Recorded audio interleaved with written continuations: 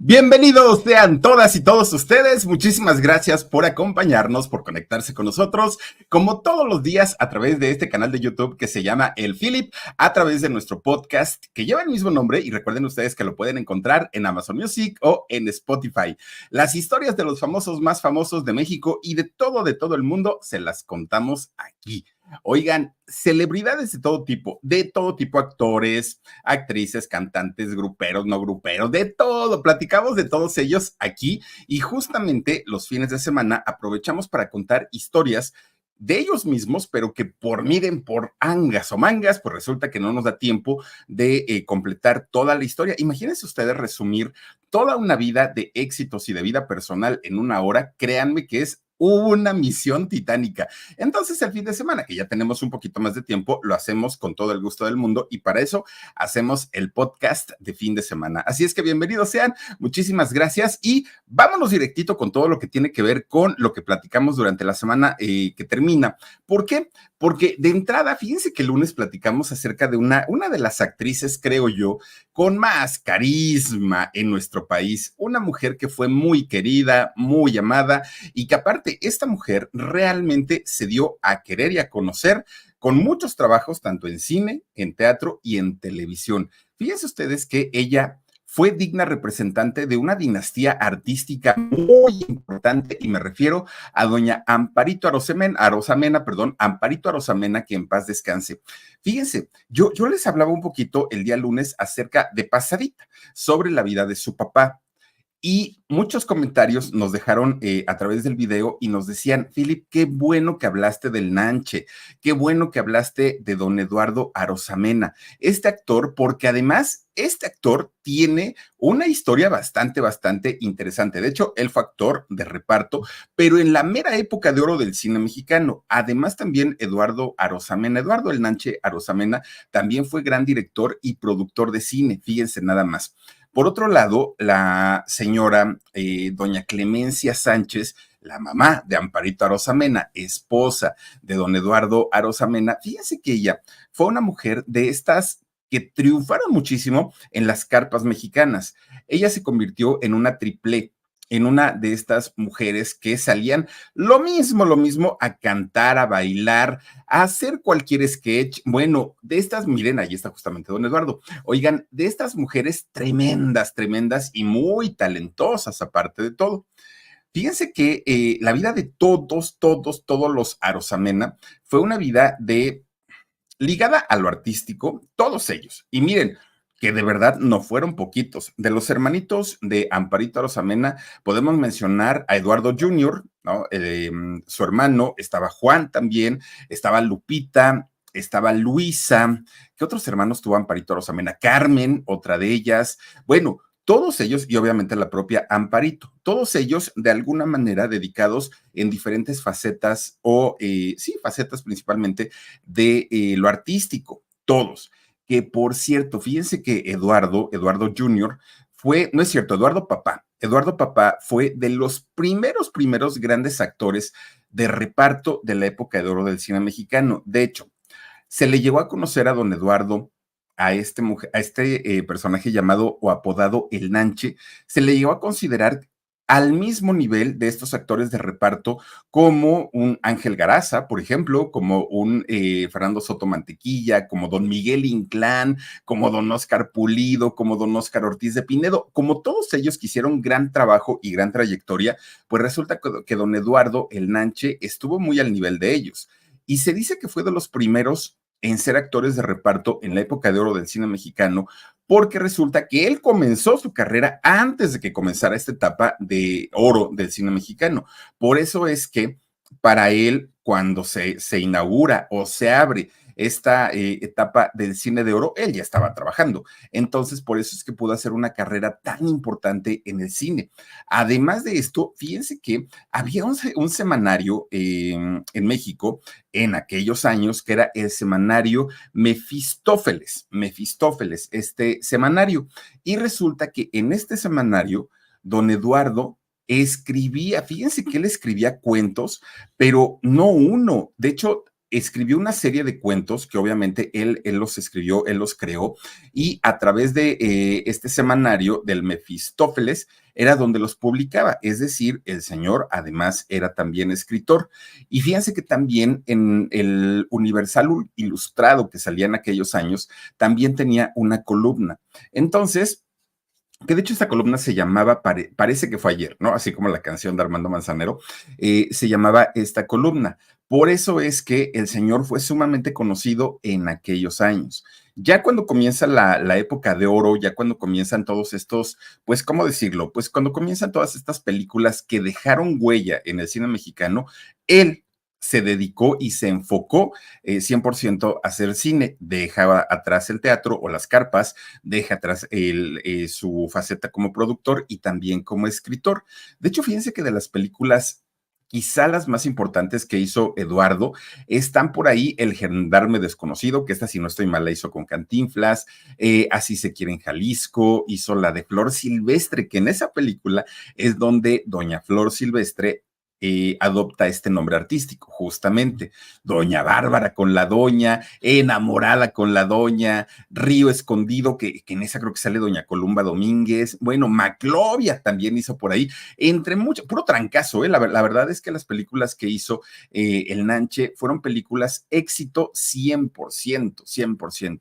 Y sí, el Nanche, el padre de Amparito Arosamena, fue un actor tremendo, tremendo. Quizá por eso antes de que comenzaran los años 50, por ahí de 1949, fíjense que el Nanche fue nominado a un premio Ariel, pero estamos hablando de los premios Ariel cuando eran realmente premios cotizados, que todo el mundo iba tras el Ariel.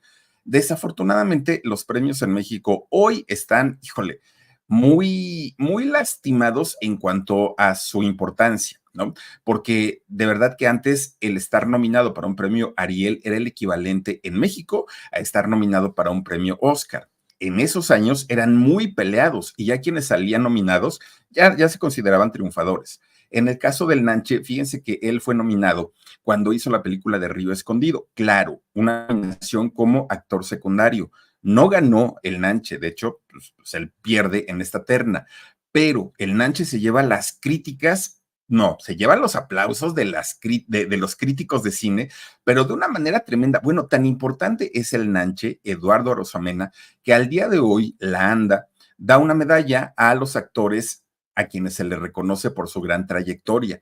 Y esa medalla lleva el nombre de Eduardo el Nanche Arosamena. Imagínense, ahora sí que de qué personaje estamos hablando. Por eso no es de extrañarnos que Amparito y todos los hermanos Arosamena pues hayan heredado ese talento, ¿no? El talento, el carisma y además de todo, fíjense que les enseñó a sus hijos el Nanche Arosamena el respeto por la actuación, pero sobre todo el respeto por el público. Amparito Arosamena podía ella estar viviendo una situación desagradable, una situación fuerte en su vida, y ella siempre salía a la pantalla o al escenario con una sonrisota, oigan, que decía uno, ¿a poco esta señora no sufre? ¿A poco no tiene problemas? No era eso.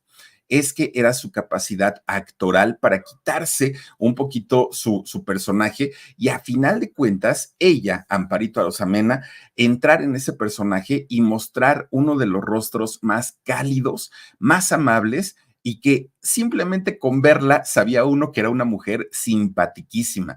Descansa en paz, Amparito Arosamena, porque ha sido una de las actrices más importantes en la comedia en nuestro país, indiscutiblemente. Otra mujer que es guapa, talentosa, carismática, muy libre en su manera de ser, pero con un carácter, ay Dios mío, un carácter muy difícil, mucho, mucho, muy difícil, ha sido indiscutiblemente Susana Zabaleta. Esta mujer, que como ya les digo, de que tiene talento, eso que ni qué. Pero fíjense que es una mujer que no sabe guardar silencio, Susana Zabaleta. Susana reacciona a todo. Si se habla de política, ella reacciona. Si se habla de religión, ella reacciona. Si se habla de lo que se hable, Susana Zabaleta siempre va a tener algo que decir. Muchas veces esa sinceridad con la que habla pues le ha salido bastante caro, a Susana Zabaleta, muy, muy, muy, muy caro. Ya le ha costado ser vetada en Televisa, por ejemplo, ¿no? Que ahí ya hablamos, pues imagínense ustedes, de perder oportunidades de trabajo muy importantes, muy, muy, muy importantes. Pero además de ser vetada en empresas como Televisa, también le ha costado ser criticada por mucho, incluso de quien se declara fan de Susana Zabaleta. Bueno, porque a ella sabe que lo que diga va a hacer ruido, porque sea algo bueno, sea algo maravilloso o sea algo crítico en el sentido de la palabra, bueno, llega a incomodar a quien, a quien la escuche. Es eso que ni qué. Pero fíjense ustedes que a ella, si por algo se le conoce y se caracteriza, es porque no le da miedo hablar. Susana habla libre, libre, libre. Y miren, es que Susana dice, si me corren y me vetan de Televisa, que me corran. A final de cuentas, yo canto, yo actúo, yo conduzco. Y es que sí ha sido conductora Susana Zabaleta. Ha conducido, por ejemplo, su programa este que tenía en el Canal 22, un canal de cultura. Actriz, ha hecho telenovelas, películas y todo. Y como cantante, discos y discos y discos y discos. Y todavía Susana Zabaleta dice, y si en algún momento no me dan trabajo ni como cantante, ni como conductora, ni como actriz, no importa. ¿Por qué? Porque a Susana nunca le va a faltar, hablando económicamente, nada, nada, nada, nada. Miren, recuerden que les comentaba yo que su papá había sido doctor hace muchos años allá en Monclova, en Coahuila. Bueno, pues resulta que don Alfonso Zabaleta, el padre de la familia Zabaleta, de los hermanos Zabaleta, Alfonso Zabaleta Margaín es el nombre de él. Bueno, actualmente el señor tiene cantidad y cantidad de negocios allá en Monclova. Por eso es que la familia Zabaleta pues vive con una, pues con una tranquilidad, la tranquilidad que puede dar el dinero. Claro que les ha costado mucho trabajo, claro que nadie les ha regalado nada, pero a final de cuentas tienen una vida bastante, bastante, pues cómoda gracias a todo eso. Miren, y si ustedes piensan que todos los hijos dependen del papá, pues no, en realidad no, porque por ejemplo, en el caso de Alfonso Jr., hermano de Susana, él tiene una empresa que se llama Proveedora Comercial de Monclova SADCB. Además de tener esta empresa, él es director general de la distribuidora Modelo de allá de Monclova en Coahuila. Ahora, ustedes dirán, bueno, eso es uno de sus hermanos. Sí, pero Enrique, el otro de sus hermanos, él es dueño de un periódico local allá en Coahuila que se llama El Tiempo. Además, fíjense que la familia Zabaleta, ya como familia, son dueños de una cadena de tiendas que deben ser este tipo de tiendas como Oxxo, más o menos, pero estas tiendas se llaman Chips y ellos son dueños de esa franquicia. De hecho, allá en Coahuila, por lo menos hay 42 sucursales de esa tienda, que ya hablamos de 42 sucursales, pues de un negocio realmente grande. Por eso es que cuando Susana Zabaleta le dice a su papá, a don Alfonso, yo me voy a hacer mi carrera, voy a trabajar como cantante, como actriz o como conductora. El señor le dijo, sí, puedes hacerlo, qué bueno que tomes tus decisiones, pero si en algún momento algo te sale mal, algo pues no funciona contigo, mira hija, tú ni te preocupes. Te regresas para acá, para Monclova, acá te integramos a los negocios de la familia, puedes hacerlo, tienes las puertas abiertas y obviamente nada te va a faltar, ni a ti ni a tu familia. Por eso es que Susana tiene esa seguridad, que si en algún momento le fallara lo artístico, ella pues se sabe poseedora de una herencia muy interesante, que qué bueno, nadie se la regaló. Y esto hace, pues obviamente, que ella se sienta segura para hacer, decir, hacer. No pasa nada, la corren de un lado, corre con su papá. No encuentra trabajo de tal cosa, ella va a correr por allá. Ahora, fíjense que les estaba contando también acerca de la hija de Susana Zabaleta y de Daniel, de su expareja. ¿Se acuerdan ustedes que les contaba yo que ellos tuvieron dos hijos? Una hija biológica que es Elisabetta, que por cierto, Elisabetta ahorita deberá tener sus 24 años, debe de tener Elisabetta, y el otro niño joven hoy es Matías, que Matías fue este pequeñito que Susana decidió hacer parte de su familia, ¿no? A mí no me gusta realmente el término de adopción, no me gusta. creo yo que Susana decidió convertirlo en su hijo, hacerlo su hijo, y así es como se le debe considerar a Matías, porque a final de cuentas fue una decisión que tomó Susana junto con su esposo, y hoy por hoy, pues los dos son sus hijos, ¿no? Legalmente, y lo único, pues sí, la sangre podrá ser distinta, pero a final de cuentas, el amor, la educación, todo lo que le ha inculcado es igual al parejo que su hija. Bueno, pues Elisabetta, fíjense ustedes que desde que era chiquita fue una niña muy distinta, muy diferente. Es decir, mientras sus compañeritas en la escuela le decían, vete a jugar con las Barbies y con las muñecas y todo, Elisabetta decía que no. Oye, que el juego de té, que no, tampoco. Y Susana decía, ay, mija, qué rara es, ¿no? Pero bueno, a final de cuentas, Susana también es rara. Y entonces decía, bueno, y cuando le decía, hija, ¿qué quieres hacer? Pues no sé, ir a la biblioteca, leer un libro. Una niña, estamos hablando de una niña. Y Susana pues decía, oye, que mejor sí que como Vivi, la de los peluches, ¿no? ¿Por qué no eres una niña normal? Así se la vivió. Fíjense ustedes que Elisabetta, junto con Matías, los hijos, fueron criados bajo la religión católica, que es la religión que profesa su mamá. Pero en el caso de Daniel, Daniel Gruener, el ex esposo de Susana, él profesa la religión judía. Entonces, resulta que un buen día, Elisabetta le dice a su mamá, mamá, yo la verdad no me siento cómoda yendo a misa, pues no, como que no se me da. En cambio, sí siento una conexión con el judaísmo.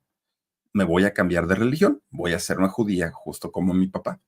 Y entonces Susana, que es una mujer que ella siempre ha luchado por la libertad, le dijo que sí, sí, no hay ningún problema. Pero para esto, todos los jóvenes israelitas o quienes profesan la religión israelí, de Israel, perdón, pues justamente como parte de su educación, como parte de su desarrollo y de su proceso, hacen viajes constantes a Israel, sea para estudiar, sea que se van un año de campamento, sea que se meten al ejército, pero siempre tienen que estar allá porque son muy apegados a sus costumbres, a sus ideas, a su fe. Son personas que están como muy metidas con el asunto de su país. Entonces, una vez que se convierte a la religión judía, Elisabetta le dice a su mamá, mamá, ¿qué crees? Ya decidí cómo voy yo a ser parte de la comunidad. ¿Cómo? Pues me voy a enrolar en el ejército israelí. Santo Dios, miren, de los ejércitos más disciplinados, indiscutiblemente es el ejército israelí, porque son un país que a lo largo de toda su historia han tenido que librar cantidad y cantidad y cantidad de batallas, muchas. Entonces, tanto las mujeres como los hombres son personas que están muy capacitados y la capacitación es exhaustiva. Bueno, pues resulta que Susana le dijo, si esa es tu decisión, vete a hacer tu servicio militar a Israel y se fue para allá. Fíjense que, digo, independientemente a lo fuerte y a lo duro que debe ser, Susana sabía que es un tipo de educación muy, o sea, se maneja mucho la disciplina, sí, pero también ellos son educados y capacitados para ser hombres y mujeres de excelencia. Por eso es que Susana no se opuso. Supongo que le debió haber dado miedo, pero a final de cuentas la dejó ir a Elizabeth. Bueno, termina su servicio militar Elisabetta y regresa a la Ciudad de México. Una vez que regresa, ella decide seguir los pasos de su mamá, convertirse en actriz, se hace también productora de teatro, incluso también es escritora y ha trabajado con su mamá, lo cual, pues miren, es bastante interesante. Pero ¿qué tal una muchachita con una educación finalmente latina, con una educación 100% en México y que de repente dijo, me voy para Israel y pues a aprender todo desde cero y lo aprendió? Y hoy es la religión que ella profesa. Digo, bien por ella, bien por Susana que le dio la libertad. Su hijo Matías también es actor. Matías también, pues ya anda por ahí en el mundo de la actuación.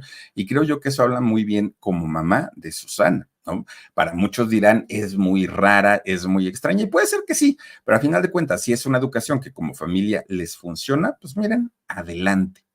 Ahora, el día miércoles que estuvimos platicando acerca de un superhéroe, ¿no? De carne y hueso, en los comentarios me decían, Philip, ¿por qué nunca te referiste a la lucha libre como el pancracio, el deporte, el arte del pancracio? Y, ay, Dios mío, Perdónenme ustedes, pero yo llegué a ir a las peleas de box cuando me llevaba Don Perico, mi señor padre, pero a las luchas, no, fíjense que como que yo no soy tan afecto a las luchas, pero sí es cierto, se le llama el arte del pancracio. ¿Por qué? Eso sí no lo sé. Si me lo pueden dejar en los comentarios, se los voy a agradecer mucho, porque yo la verdad no sé por qué le llaman el arte del pancracio, pero así le dicen a la lucha libre. Ahora, este arte o este deporte se ha dado ídolos internacionales a México y no uno, muchos. Miren, ahí está el Santo el Cavernario, Blue Demon y el Bulldog. Ah, esta cancioncita, ¿no? Les hicieron todos ellos muy conocidos, reconocidos y muy famosos. Todos ellos, todos. Pero fíjense ustedes que la gran mayoría de estos grandes o de estas grandes leyendas de la lucha libre, desafortunadamente, han tenido un final no muy bonito. Y vamos a incluir durante todas las semanas la historia de diferentes luchadores, porque la gran mayoría son historias verdaderamente fuertes, trágicas. Miren, la vida que contamos de don Pedro Aguayo, a quien ubicamos mejor como el perro Aguayo, es una vida de verdad de muchas tragedias, prácticamente desde que nació, desde muy chiquito. Y don Perro Aguayo en realidad era de los pocos luchadores, además rudo, que la gente ama mucho a los técnicos, pero a los rudos generalmente siempre les gritan cantidad de cosas. Pero en el caso del perro aguayo, fíjense que él sí logró conectar muchísimo con el público. ¿Y saben por qué? Porque a él no le daba pena hablar de su vida, no le daba pena hablar de sus orígenes tan humildes. Y eso fue lo que lo conectó con el pueblo, lo que lo conectó con el barrio, al perro aguayo. Además, fíjense que si algo se le puede aplaudir al perro aguayo, es que era de los pocos luchadores que en realidad peleaban, que en realidad luchaban. La prueba está en la frente, a ver si nos regalas otra vez la imagen, esa misma, Marcito. La frente, cómo la tenía, era una frente de verdad muy desfigurada. ¿Y esto por qué? Porque el perro aguayo no daba shows coreográficos, no daba sesiones o funciones de circo. En realidad, él salía lastimado en cada uno de sus encuentros, porque él sí peleaba. Y eso, bueno, hizo que se ganara el corazón de mucha gente, pero por otro lado también a futuro le afectó muchísimo en la cuestión de su salud. Ahora, de las cosas negativas que se pueden hablar, pues fueron de todas las tragedias que vivió. Miren, creo yo que independientemente a si nació en una familia de escasos recursos, a que padeció hambre, a que le costó mucho trabajo llegar al lugar que tuvo, creo yo que la tragedia más grande que pudo haber vivido fue la muerte prematura de su hijo, del perro Aguayo Jr. Fíjense que después de que Pedrito, porque así mucha gente, o el perrito, ¿no? También le decían, perdió la vida en esta pelea que tuvo en Tijuana. Después del fallecimiento de este muchacho, fue muy difícil que su papá, don Pedro Aguayo, se recuperara. De por sí, para el momento en el que su hijo muere, el perrito Aguayo, papá, ya estaba en una edad avanzada, ya tenía problemas de salud, ya no era el mismo de antes, ya estaba totalmente retirado. Ahora, cuando ocurre esta tragedia, fue como un acelere en el proceso natural en la vida del perro aguayo. Ya los últimos meses en la vida de don Pedro, del perro aguayo, fueron bastante complicados, muy complicados. Ya su salud estaba muy comprometida. Y cuando vino esta última tragedia que vivió, pues terminó por sumirlo en la depresión. Obviamente, al tener depresión, su organismo pierde resistencia y esto lo llevó a la muerte al mismísimo perro aguayo. Ahora, como ya les decía, no ha sido la única historia fuerte de un luchador.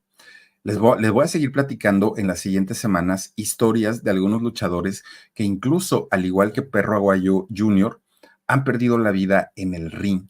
¿Y cómo es que se ha dado esto o en el cuadrilátero? ¿Y cómo es que se ha dado esto? ¿Por qué se ha permitido que sigan este tipo de deportes de contacto que suelen ser muy violentos, muy agresivos? En algún momento terminarán, los seguirán apoyando. Les voy a seguir platicando de esto porque créanme que pues es un tema bastante amplio. Ahora, de a todos estos deportistas que desafortunadamente han perdido la vida, pues lo único que podemos decir es que descansen en paz, porque es muy fuerte que hayan dado su vida por su trabajo y que muchas veces ni siquiera sean reconocidos como se debe, ¿no?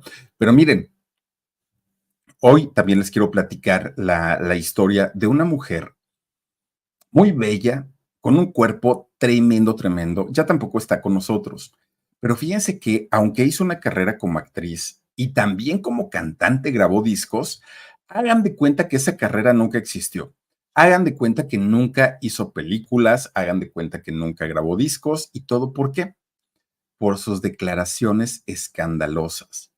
Abril Campillo, esta vedette, durante mucho tiempo guardó silencio de muchas cosas que ella decía haber vivido, pero que decía, no las quiero contar porque pues, puedo afectar a muchas personas y yo no voy a hacer eso. Y era algo que se le aplaudió durante mucho tiempo. Pero ya en el ocaso de su vida, cuando ella, porque además, fíjense, ella enferma de cáncer de mama y durante 3 años estuvo luchando en contra de este cochino cáncer, hasta que finalmente el cáncer le hizo metástasis y se le recorrió en el cuerpo, se le distribuyó, incluso le llegó a afectar el cerebro, le llegó a afectar todo el cuerpo, todo el organismo. Y Abril Campillo muere en 2017, si no estoy mal. Pero fíjense que antes de irse, antes de partir de este mundo, Abril Campillo dio unas declaraciones verdaderamente que sacudieron a todo mundo. ¿Por qué? Porque ella contó otra historia muy diferente a la que conocimos en la bioserie de Luis Miguel. En esta bioserie que además fue todo un escándalo. ¿Por qué? Porque ahí conocimos la vida del padre de Luis Miguel, contada por Luis Miguel, aparte de todo, en donde Luis Rey terminó siendo el más odiado de todos los villanos. Bueno, ni Catalina Krill, ¿no? De los más odiados. Pero fíjense ustedes que dijo Abril Campillo, la historia de Luis Miguel, la historia del Sol, es una historia que jamás va a estar bien contada si yo no estoy ahí. ¿Cómo? O sea, ¿cómo por qué? Y dijo ella, pues porque miren, yo durante algún tiempo fui amante de Luis Miguel. Bueno, eso no sorprendió mucho, porque a final de cuentas Luis Miguel ha estado con quien ha querido. Y Luis Miguel ha tenido mujeres, bueno, lo mismo que éxitos en la radio. Muchas, muchas mujeres ha tenido Luis Miguel. El asunto y lo que sorprendió es que Abril Campillo dijo, pero no nada más con él, también con su papá, con Luis Rey, que ahí está, miren nada más, también con Luis Rey. Bueno, incluso dijo que había vivido con ellos, con Luis Miguel y con Luis Rey, y que esto había sucedido por lo menos durante 2 años, imagínense ustedes. Y ella decía, pero es que tampoco se sorprendan, porque esto era algo muy común, muy, muy, muy común, porque Luis Miguel sí estaba con cantidad de chicas, pero para que estas chicas tuvieran el permiso de acercarse a Luis Miguel, había una aduana y esa aduana era Luis Rey. Y las chicas que querían tener algo con él tenían que pasar sí o sí por el papá. Por eso es que tampoco es cosa como de sorprenderse, decía Abril Campillo. Imagínense ustedes, porque ella decía, y no crean que yo fui la única que acepté, no, porque de hecho muchas chicas con tal de pasar una noche con el sol, pues el papá les decía, sí, pero primero contigo o conmigo. Y ellas aceptaban. Ahora, también hay contradicciones en la historia de Abril Campillo. Miren, por ejemplo, ella, perdón, mencionaba que había conocido a Luis Miguel cuando Luis Miguel tenía 20 años. Pero si nos basamos en la cronología de lo que ella contó, los hechos que ella contó, estamos hablando que esa relación que tuvo con Luis Rey y con Luis Miguel al mismo tiempo debieron haber pasado entre 1985 y 1987, cuando Luis Miguel todavía era menor de edad, aunque ella lo negaba, pero en realidad Luis Miguel era menor de edad. Ahora, desafortunadamente, pues Abril Campillo ya no está como para que nos diga o nos explique o comente por qué razón, pues hay estas discrepancias. Pero lo cierto es que también en la serie muchas cosas no checan. Lo cierto es que también en la serie hay muchos, muchos desfases en cuanto al tiempo. Éxitos que no salieron en esas fechas, cosas que no sucedieron en esas fechas. Entonces, si ustedes dicen, ¿a quién le creemos? pues miren, cada quien sabrá, pues ahora sí que a quién le quieren creer. Pero lo que sí es que Luis Rey, miren, se le conocía por ser uno de los hombres, además de más tracaleros, violento, grosero, todo lo que quieran, era un hombre promiscuo a más no poder, promiscuo. Fíjense que se decía que Luis Rey cambiaba de amante cada semana tenía una chica nueva. Imagínense ustedes la cantidad de mujeres que pasaron pues por el hecho de este señor. Pero se dice que de las que duraron más tiempo con él fue justamente Abril Campillo, porque estuvieron juntos cerca de 2 años. Bueno, que la historia de Luis Rey es apasionante, pero apasionante, porque además hay muchos aspectos en la vida de Luis Rey que se vinieron a repetir con Luis Miguel, y de eso lo vamos a platicar porque de verdad vale la pena hablar sobre la historia de Luisito. Bueno, Luis Rey, ¿no? Porque ya eso de Luisito, oigan, pues ya tremendo señorón con bigote y todo, y todavía Luisito. Y él se hacía llamar Luisito, en realidad Luis Rey. Pero miren, si nos sorprendemos por historias fuertes o por historias muy escandalosas, ¿qué tal con la historia de Mitzi? Oigan, Cebedeo, ¿no? Este muchacho que si hay personas que han nacido en la desventura, el caso de Mitzi se cuenta punto y aparte. Un muchacho que tocó una cama por primera vez por ahí de los 15 años. No había conocido una cama. Y el día que la conoció, solo fue para conocer su desgracia. Fíjense que en los comentarios que nos dejan en el video que tuvimos de Mitzi, que fue apenas el viernes, oigan, nos decían, es que Philip, todos tenemos el derecho de cambiar.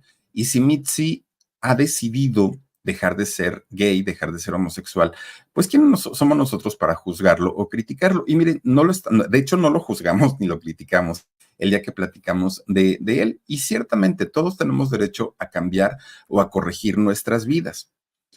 Miren, el hecho es que Mitzi, lo que todos pensábamos, por lo menos al inicio o cuando recién pues se daba a conocer como un importante diseñador, es que él era gay. Todo el mundo asumíamos que era gay.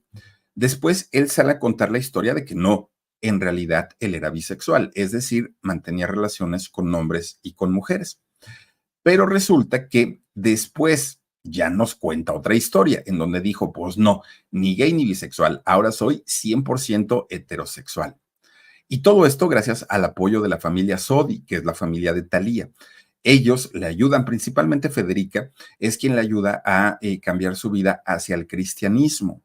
Ahora, hay que considerar varias cosas también. Miren, sí, la fe mueve montañas y yo creo mucho en la fe, ¿no? Y tengo fe. Pero una cosa es tener fe y otra cosa también es lo que dice la ciencia. Y la ciencia de entrada ya descartó que la orientación sexual sea una enfermedad de entrada. También la ciencia dice que la sexualidad es un aspecto de la personalidad que no es maleable, es decir, que uno no puede decidir qué te gusta o qué no te gusta. En pocas palabras, que la homosexualidad no se cura porque no es una enfermedad, ¿no? En pocas palabras. Y lo que yo les platicaba o lo que yo les decía es que lo que yo pienso es que muy probablemente viva un celibato, una abstinencia sexual. Eso a mí me parece honroso, me parece que podría ser una decisión que a él le hace feliz y me parece que puede encuadrar mucho con ahora la religión que profesa, lo cual estaría excelente. Yo sí dudo, sinceramente, sobre el hecho de decir ya no soy gay, porque no podemos entrar a sus pensamientos, no podemos entrar a sus deseos, no, simplemente nos estamos basando en lo que él ha comentado. Ahora, ¿será cierto que cambió o nada más nos está cuenteando? Pues miren, solo él lo sabrá. La verdad es que ya es una historia que a él le correspondería, pues ahora sí responder o ser sincero con él mismo. Lo que él haya decidido para su vida, pues creo que es respetable totalmente y solamente él sabrá por qué lo hizo. Y si al día de hoy el cristianismo le da una paz y una tranquilidad que nunca había vivido, pues bien por Mitzi, qué bueno. Solamente que este tipo de declaraciones sí pueden dañar mucho a toda la comunidad que por muchos años ha luchado por derechos, ha luchado porque se reconozca que la homosexualidad no es una enfermedad y hoy por hoy Mitzi sale a decir, ya me curé. híjole, pues eso es lo verdaderamente complicado, que el señor tenga derecho de hacer lo que quiera, eso sí, ¿no? Está en su derecho de vivir su vida como la quiera vivir y ahí no nos metemos solamente en el tema de se cura o no se cura. La ciencia dice que no, no es una enfermedad, pero Mitzi dice, pues ya me curé. En fin, oigan, pues ahí están nuestras historias de esta semana que recién termina. Les quiero agradecer muchísimo, muchísimo que nos hayan acompañado, que se hayan conectado con nosotros a través de este podcast de fin de semana. Recuerden que hoy domingo tenemos un nuevo video en nuestro canal de Con Sabor a México, una botanita deliciosa, deliciosa. Y también recuerden que a las 9 de la noche tendremos una historia de alarido en el canal del alarido. Por favor, acompáñenos, por favor, háganos el favor de conectarse con nosotros, que eso mucho ayuda a nuestros canales y mucho ayuda a que sigamos haciendo este tipo de contenidos. Por lo pronto, ya nos vamos. Les mando pues mis mejores deseos para que este fin de semana lo cierren de una manera increíble y recuerden que a partir de lunes ya regresamos normalitos, totalmente en vivo, a todos nuestros canales, Con Sabor a México, Productora 69, El Philip, El Alarido, el podcast, en fin, en todos lados. Cuídense mucho, gracias a Omarcito Benumea, gracias a Dani Hijo y gracias a todos ustedes que todos los días nos acompañan en este canal. Yo soy Felipe Cruz, el Philip. Adiós.